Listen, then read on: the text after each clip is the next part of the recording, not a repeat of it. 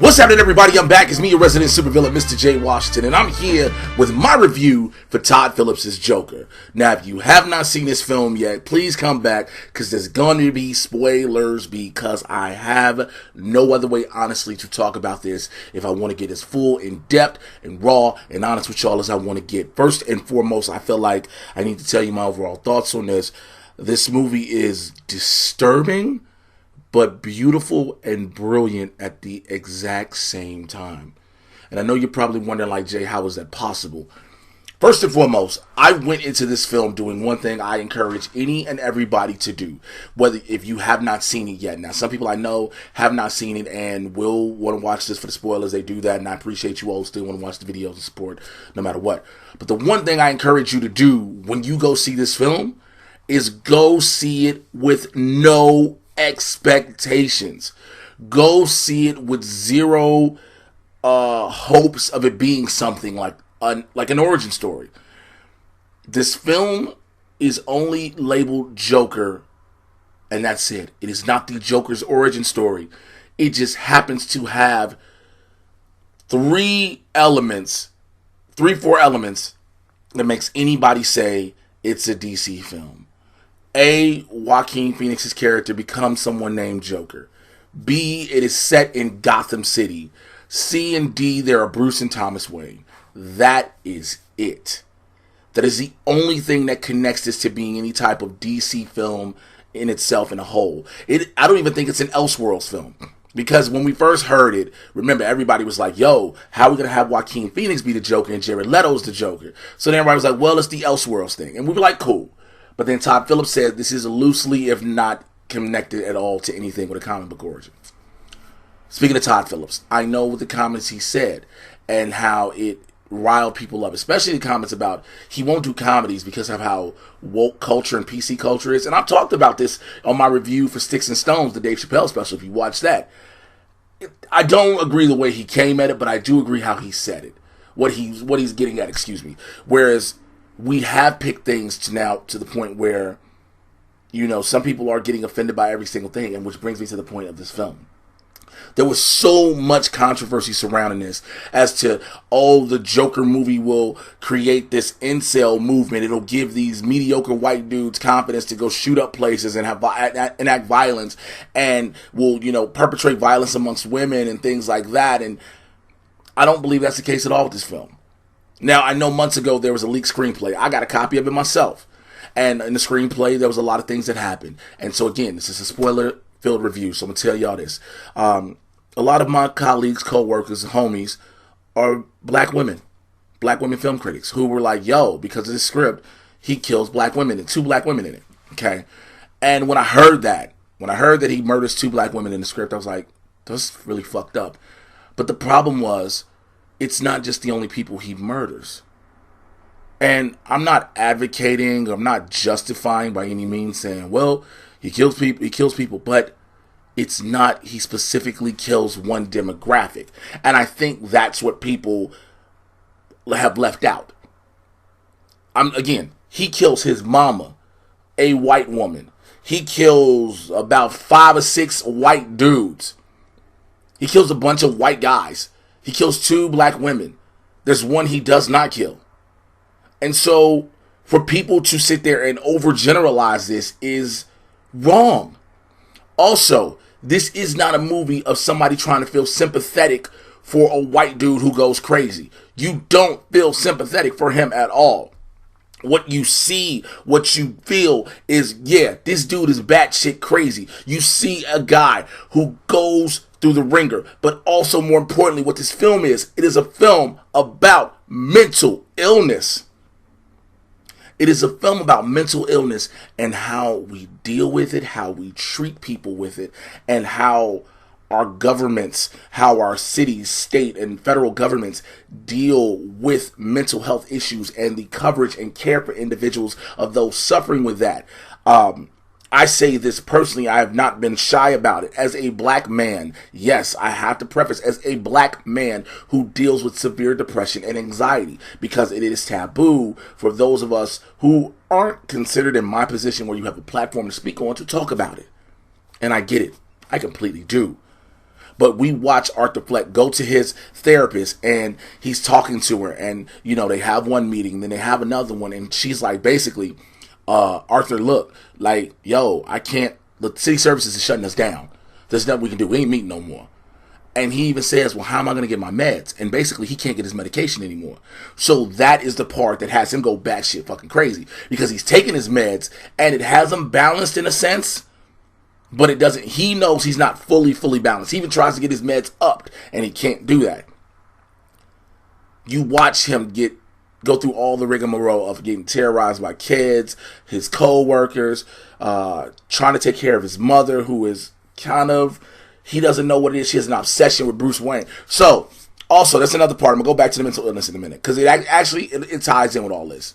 So, Arthur Fleck's mother, Penny, we heard, in this, again, due to the leaked screenplay and everything that came out, that supposedly Thomas Wayne is Arthur Fleck's father. So, yeah, supposedly the Joker is brothers to Batman. Well, what you find out is Arthur's mom is crazy. She made that up in her head. Thomas is not her dad, and actually she's not his mom, because he was adopted by her, and she let him be abused by her boyfriend, who was abusing her as well. And when they found him, he was tied to a radiator with like bruises and everything on his head, which they believe may have caused his condition because of him being a child. That is another thing about this film. Let me grab my phone, because I want to be professional.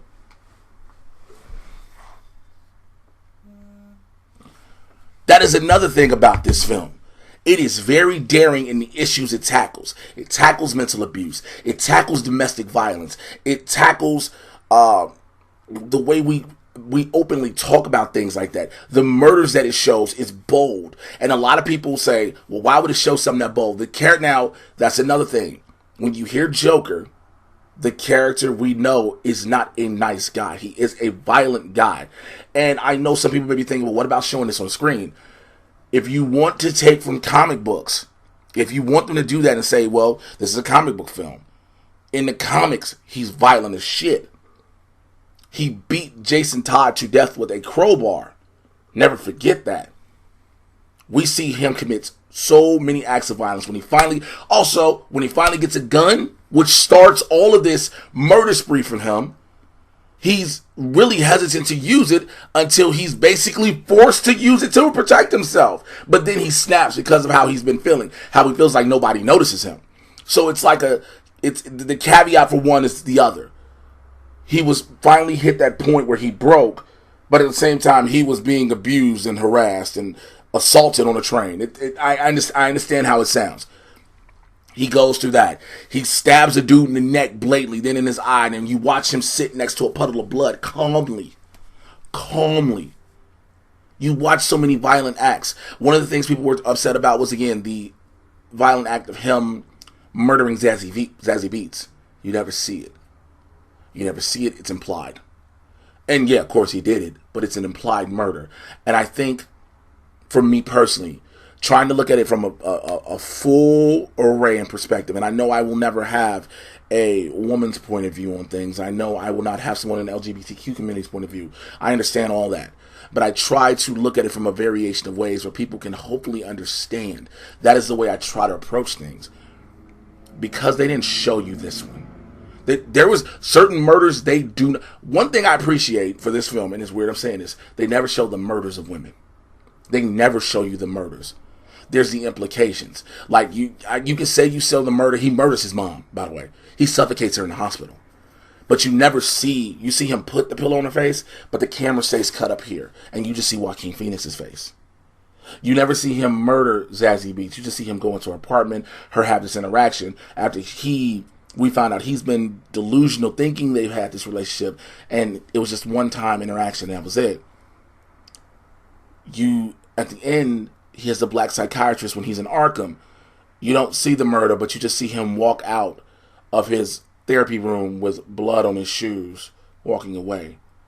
But when it came to all the white guys he felt, betrayed and belittled by and felt like they harassed and harmed him in any way, you see those murders. And I feel like that was directorial and studio editing saying, hey, let's try to soften this blow as much as we can. Because again, it is a violent film.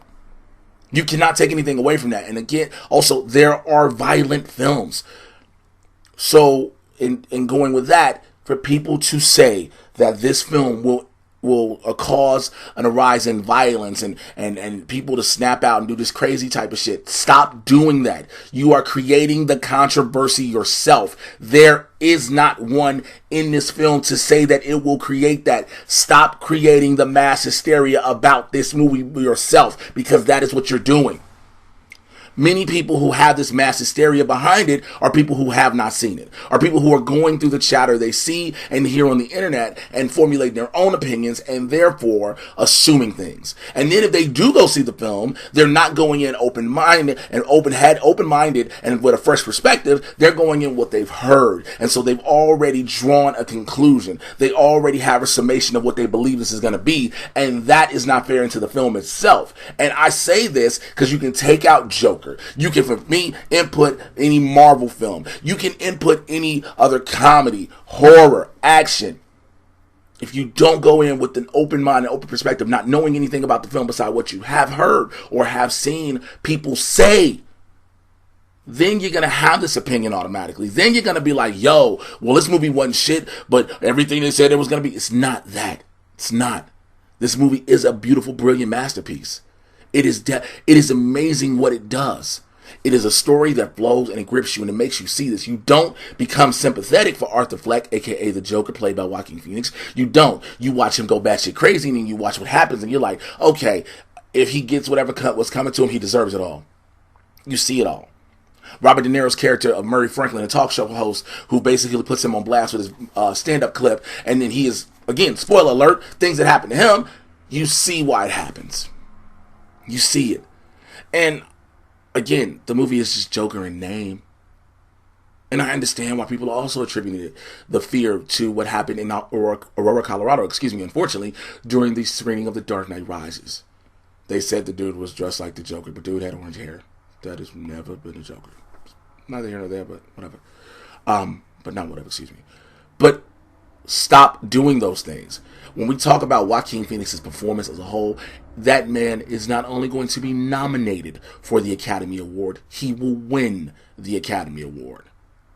His performance is stellar because there are things he does that aren't even spoken word, that just are visuals, that are just moments where you just see his face, you see his body language and things like that, and it just catches you and you're like, wow, I'm either impressed, entertained, disturbed, confused, scared. There's a myriad of emotions you go through. I need people to go in and see this movie. If you have not seen it, if you're still here, which I thank you for, go see it with an open mind. Go see it with a fresh perspective. Do not go and see this movie and say, well, man, I saw on Facebook, everybody was talking about it. It's going to be all about a white dude, some incel white dude who, he gets rejected by a woman and he goes on a killing spree. That is not what happens at all. That is not what happens at all. I think people have to stop doing that. You're creating your own mass hysteria. This movie is a thing of beauty. I didn't think I was going to say it. I didn't. Because like I said, when I was told by one of my reviewer homies, it's my homegirl, I ride for her like crazy. My black girl, power to the people. Black girls rock. When she told me, because she saw it at the festival, and she was like, this is what she thought about it. And I was like, that's really fucked up. She told me. But at the same time, I remember to myself, like, yo, Jay, you have to go into this and see it for yourself. You have to have an open mind when you go see it. You can't allow yourself to get caught in what anyone else has to say about this movie, because if you do, you'll find yourself going off their opinion to create your own. Formulate your own opinion from what you see. Do that with this movie. Again, don't say, oh, it's just another comic book movie. I told you in the beginning, this is a comic book movie only in 3 to 4 things. Being called Joker, being set in Gotham City, Thomas and Bruce Wayne. This is literally an homage to Taxi Driver. This is literally an homage to King of Comedy. If you have not seen those movies, I highly encourage you to go see those movies. Those are classic movies, but those are both the basis for this film. Because if you see those, you will definitely understand this a whole lot more. A whole lot more. I cried when I left out of Black Panther. I saw a thing of beauty. I saw something I finally was represented on screen in a way that I thought I never would be represented before. I almost cried because I was like, yo, this is so disturbing. But yet it's so beautiful and it's brilliantly done. And because of all this controversy that is shrouded, it won't get the overall critic approval, audience critic approval, should I say, that it deserves. Again, every film ain't for everybody. I get that too. Every movie ain't for everybody. But this is one film that is taking on so much, because of the controversy it's created, because of what it is. And for people saying, because we have a film like this in this day and age with everything that's going on, and I say to you, there are always and always have been movies that have been reflections of some time and point in society. This is not the first and it will not be the last. Stop. I get it. We're hearing mass shootings and incel dudes, we want to call them, and all domestic terrorism on we used to be on a daily basis, but it's all far too common and far too often. I get it. We're hearing this nonstop. But there are also everything else that happens nonstop that are also reflective in art. Don't do that. Don't do that. This movie was announced that it was going to come out in 2017. And we already said it was going to be loosely based on The Killing Joke. Okay? So then you're like, okay, I've seen The Killing Joke. I might have read the comics. For those who didn't, they had no understanding. They just knew it was a Joker movie. They heard Joaquin Phoenix. They just heard it was a Joker movie. But then they heard about the script and like, oh, it's this guy who's going to kill somebody. Whoever's going to start these incels and blah, blah, blah. And like, okay, don't do that. Don't do that. People saw the trailer, and I saw the first trailer, and I was like, this is abstract, and this is art, and I'm really interested. I saw the second trailer, and I was like, okay, we see a mind of a madman. Cool. But again, I had to keep telling myself, first and foremost, it's not a comic book movie. It is a comic book movie in name alone. And the city and the 1 and 2 characters. Do not do that. This movie is good. This movie is damn good. I will go see it again. I will go see it again. And I also, if you know me, you know whenever I bring a perspective and opinion and I talk about the whole, I talk about it from seeing everything from everybody's perspective. I have a bunch of women, my homegirls I ride with, was like, yo, you need to go see this. And when I say it, I see it from black, white, Hispanic, everything. One of my homegirls, she was on my podcast, she was on the Mad Titan podcast before, comedian Heather J. We linked up on Thursday night at the Comedy Store. And she had just came from seeing it. She was like, Jay, you're going to love this movie. She's like, it is beautiful. You're going to love it. And I rock with Heather heavily. For her to come to me like, you are going to love it. And with the most stern, serious face, one of those, yo, you going to love this. Like it was that. I highly encourage you. I highly recommend you go see it. And go with an open mind. Stop. Do not take that whole, well, what's going on in the world today, or what people have said. Don't take any of that into the theater with you. You go yourself. Formulate your own opinion. And I want you to formulate that opinion as well in the comments below. Let me know what you thought about it. If you saw it, let me know, are you hesitant and why are you hesitant? Be real and honest. Take out also, pardon me, take out the whole, well, Warner Brothers with DC movies, blah, blah, blah. Take that shit out. Take it out. Let me know.